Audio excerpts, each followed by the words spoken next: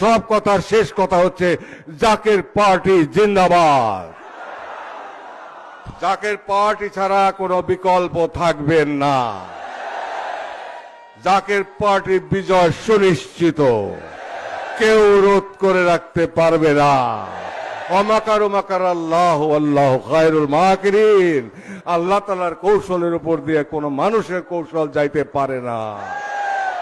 অতএব আমরা সেই মহান শক্তির উপর নির্ভর করি এবং আল্লাহর বন্ধুর কদম বুকে জড়িয়ে ধরে আমরা পথ চলছি। বিজয় আমাদের সুনিশ্চিত। আসসালামু আলাইকুম ওয়া রাহমাতুল্লাহি ওয়া বারাকাতুহু।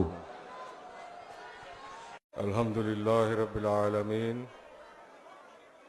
ওয়াল আকিবাতু লিল মুত্তাকিন ওয়াসসালাতু ওয়াসসালামু আলা করেছেন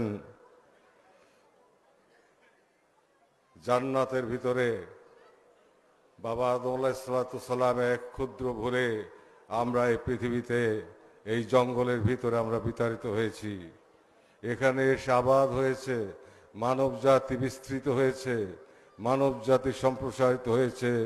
তারপরের অধ্যায়ে সভ্যতার পর সভ্যতা, আজ কোটি কোটি বছর যাবৎ মানুষ এই হানাহানিতে লিপ্ত ছিল, রক্তপাতে লিপ্ত ছিল।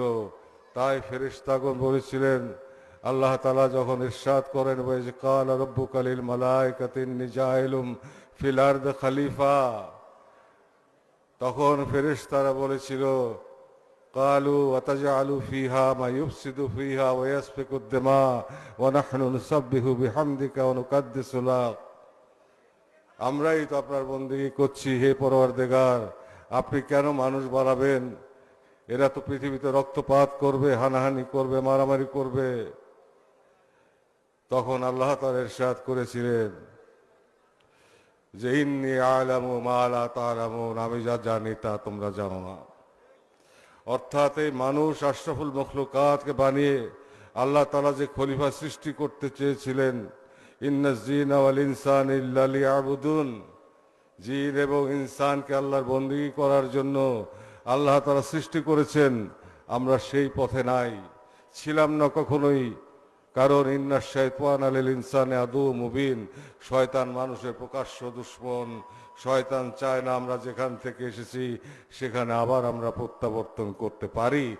ইন্না লিল্লাহি ওয়া ইন্না ইলাইহি রাজিউন, আমাদের খাতেমা বেল খায়ের হোক, এটা শয়তান চায় না। তাই আমাদের অস্তিত্ব রাজ্যের মধ্যে সে ঘোরাফেরা করে এবং অনুপরমাণুতে সে আমাদেরকে ওয়াসওয়াসা দেয়, আমাদেরকে পথভ্রষ্ট করে, আমাদের চিন্তাকে অপবিত্র করে, আমাদের কল্পনাকে অপবিত্র করে, আমাদের বর্ণনাকে অপবিত্র করে, আমাদের দৃষ্টিকে অপবিত্র করে, আমাদের শ্রবণকে অপবিত্র করে, আমাদের হৃদয়কে অপবিত্র করে। এর প্রভাব এসে পড়ে আমাদের হাতে পায়ে মুখে সমস্ত বাহিরের শরীরের উপরে। এর থেকে একজন একজন করে সারা পৃথিবীতে কোটি কোটি মানুষ যখন শয়তানের হাওলা হয়ে যায় তখন অশান্তি বিরাজ করে, আল্লাহর গজব আসে। যখন কিতাব থাকে তার তাসির থাকে না, আলেম থাকে তার কথার তাসির হয় না। আলেমদের ভিতর অনেকেই স্বার্থের কাছে, অর্থের কাছে বিক্রি হয়ে যায়। তখন আল্লাহ তাআলার তরফ থেকে জ্যোতির্ময় মহাপুরুষ পৃথিবীতে আগমন করেন। তাই আখির ইমাম সাহেব ইমাম মাহদী আলাইহিস সালামের আগমনের কথা রয়েছে, ঈসা আলাইহিস সালামের প্রত্যাবর্তনের কথা রয়েছে। এমনই একটি পরিস্থিতি পৃথিবীতে বিরাজ করবে, এমনই একটি পরিস্থিতির উদ্ভব ঘটবে যখন মানব জাতি অস্তিত্ব সংকটে পড়বে। মানুষ মানুষের মাংস খাবে, মানুষ মানুষকে হত্যা করবে, মানুষ মানুষের মাংস বিক্রি করবে। এমনই এক ভয়াবহ পরিস্থিতি আসবে, তখন ইমাম মাহদী আলাইহিস সালাম আসবেন, তিনার আবির্ভাব ঘটবে। তিনি সারা পৃথিবীর মানুষকে, বিশ্বাসী মানুষকে ঐক্যবদ্ধ করবেন। তখন দাজ্জালের আবির্ভাব ঘটবে একটা পর্যায়ে এবং বিভিন্ন ধরনের কারামত সে প্রদর্শন করতে থাকবে আমাদের ঈমানকে হরণ করার জন্য, তাকে হত্যা করার জন্য, তাকে ধ্বংস করার জন্য ঈসা আলাইহিস সালাম আবার প্রত্যাবর্তন করবেন এই পৃথিবীতে। আল্লাহ তাআলার কুদরতের কোনো সীমা নাই, শেষ নাই। এই বিশ্ব ব্রহ্মাণ্ড, সাততলা আসমান, সাততলা জমিন, তাহাতা সারা পর্যন্ত বিশেষ ক্ষমতা দিয়ে এই মর্তলোকে প্রেরণ করেন, এই সৃষ্টি জগতে প্রেরণ করেন শয়তানকে বধ করে, নফস আম্মারাকে দমন করিয়ে তাসকিয়ায়ে নফসের মাধ্যমে এলমে লাদুন্নির সেই মহান শিক্ষায় সকলকে আকর্ষণ করে প্রেমের বন্ধনে, মহব্বতের বন্ধনে ঐক্যবদ্ধ করেন এবং মানুষের মতো মানুষের রূপান্তর করে জান্নাতে যাওয়ার মতো যোগ্য করে তোলেন।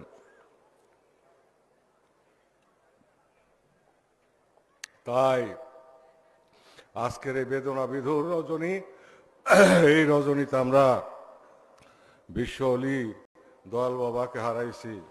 তিনি আমাদেরকে ছেড়ে আল্লাহর সাথে মিলিত হয়েছেন, আল্লাহ তাআলার সান্নিধ্যে চলে গেছেন। তারপর 25 বছর আমরা অব্যাহতভাবে শোককে শক্তিতে রূপান্তরিত করে আমরা সামনে অগ্রসর হচ্ছি। নিঃস্বার্থভাবে ক্ষমতাসীনরা এখানে এসে বসে থাকতো, আমার বাবার চরণ তলে বসে থাকতো ক্ষমতাসীনরা। আজ থেকে নয়, পাকিস্তান আমল থেকে আমার বাবার চরণ তলে বসে থাকতো ক্ষমতাসীনরা। সেই ক্ষমতাসীনদেরকে প্রত্যাখ্যান করে, তাদেরকে বিতাড়িত করে এদেশের মানুষদেরকে আদর্শের পবিত্রতার পরশে পবিত্র করার জন্য পবিত্র পানি দিয়ে বিধৌত করে প্রকৃত মানুষের রূপান্তর করার জন্য একটি একটি একটি পাদপীঠ আমার কেবলাজান হুজুর আমাদেরকে দিয়ে গেছেন। সেটাই জাকের পার্টি। এটা ধৈর্যের পার্টি, এটা আত্মশুদ্ধির পার্টি, এটা সমাজে পরিবর্তন আনার পার্টি, সমস্ত মানুষকে পরিবর্তিত করে সোনার মানুষে রূপান্তর করার পার্টি এবং সমস্ত মানুষদেরকে আল্লাহমুখী করার পার্টি, আল্লাহর বন্ধুর সহবতে এবং মহব্বতে পাগল করার পার্টি, আদবের পার্টি, বুদ্ধিকে পবিত্র করার পার্টি এবং পবিত্র মহব্বতের পার্টি এবং সত্যের পথে অকুতোভয় থাকার জীবনী সাহস, সেই সাহসের পার্টি, ধৈর্য ধারণের পার্টি, একতার পার্টি, সাম্যের পার্টি, ঐক্যের পার্টি। সেই পার্টি নিয়ে আমরা অগ্রসর হচ্ছি। যেই জনশক্তি আমাদের হাতে এখন বর্তমানে আপনাদের সামনে ভাস্বর, এই জনশক্তি আগেও ছিল।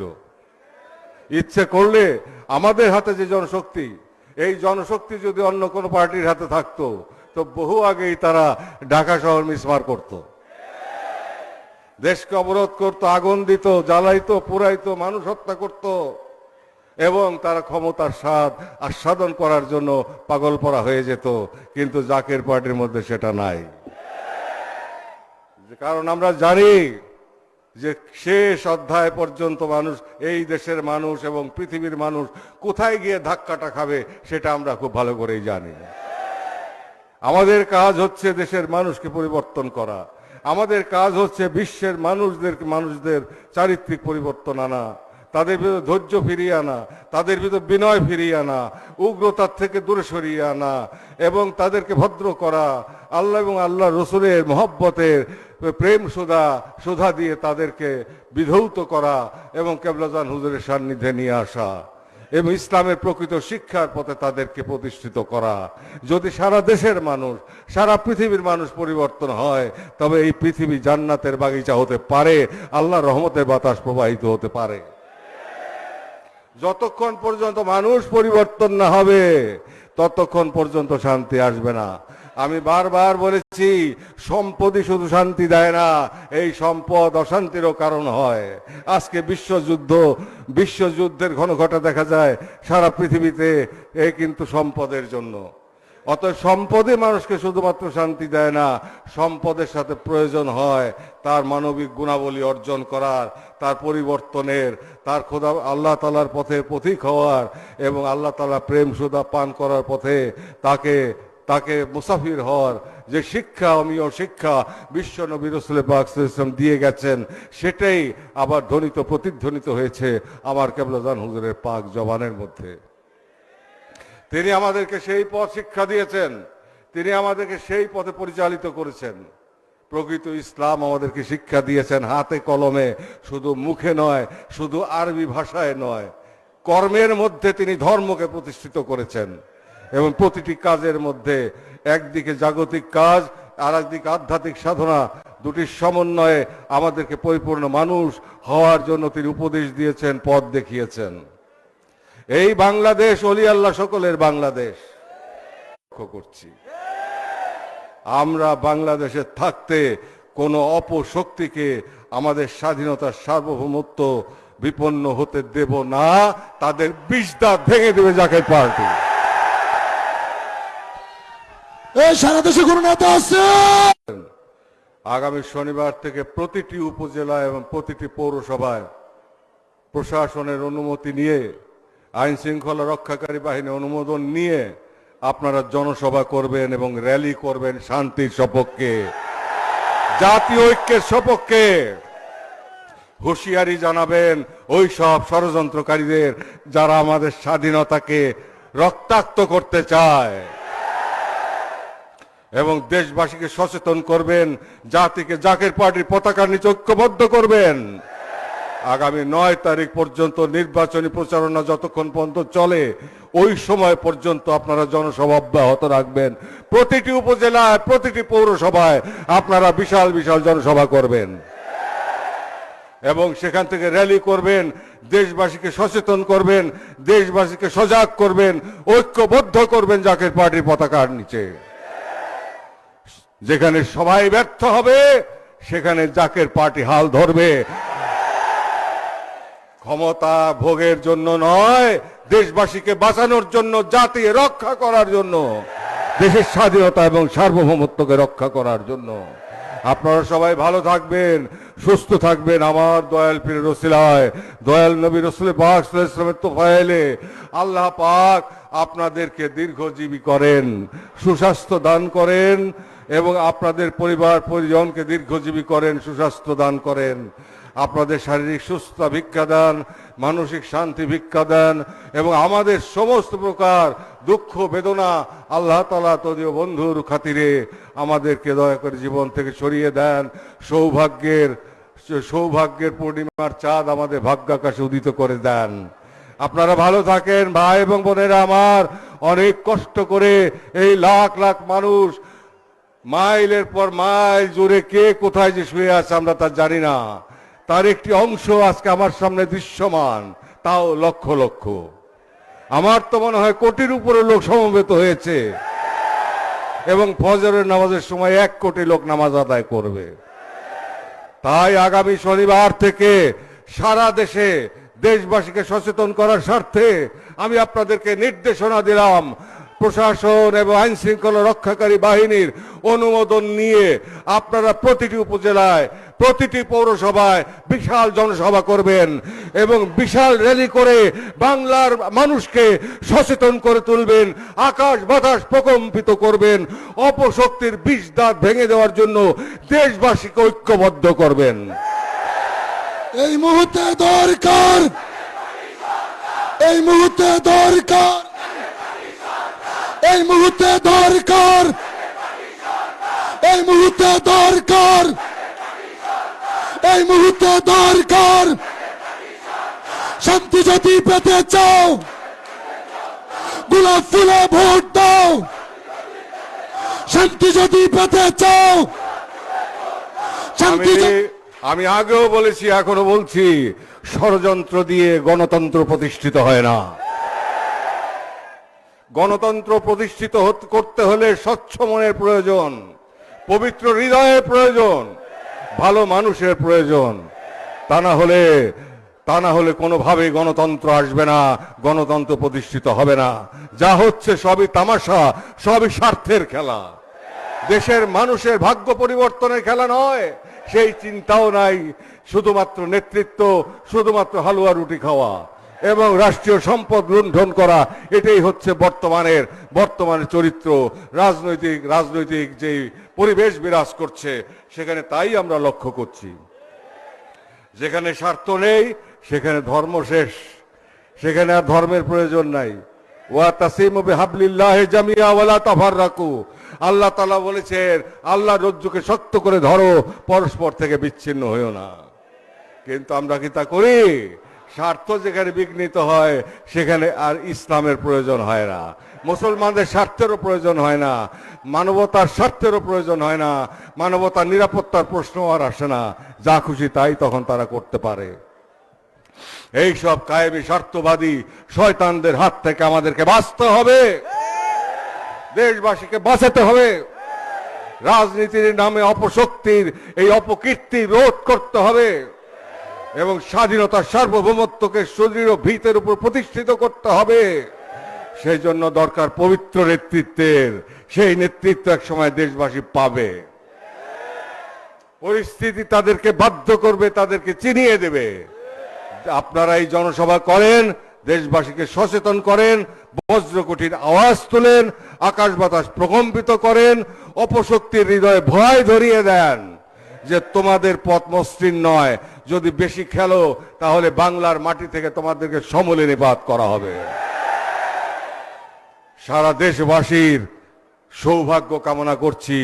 আমার দেশবাসী, প্রাণের দেশবাসী, গরিব দুঃখী মেহনতি মানুষ, তাদের সৌভাগ্যের জন্য আল্লাহ দরবার ফরিয়াদ করি।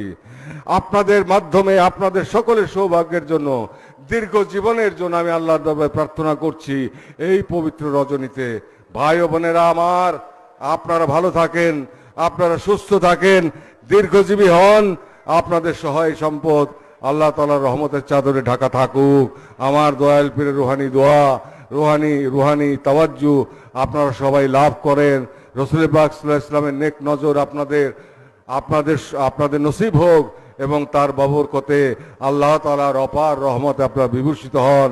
আল্লাহর রহমতের চাদরে আপনারা ঘেরাভরা থাকেন এবং যেই নির্দেশনা আমি দিলাম সেই নির্দেশনা পালনে আপনারা সফল হন। আমিন আমিন সুম্মা আমিন। ওয়া আখির দাওয়ানা আনিল হামদুলিল্লাহি রাব্বিল আলামিন। আসসালামু আলাইকুম ওয়া রাহমাতুল্লাহি ওয়া বারাকাতুহু। সব কথার শেষ কথা হচ্ছে জাকের পার্টি জিন্দাবাদ।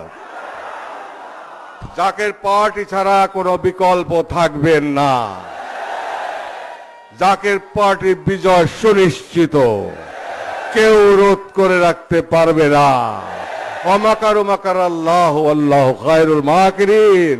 আল্লাহ তাআলার কৌশলের উপর দিয়ে কোনো মানুষের কৌশল যাইতে পারে না।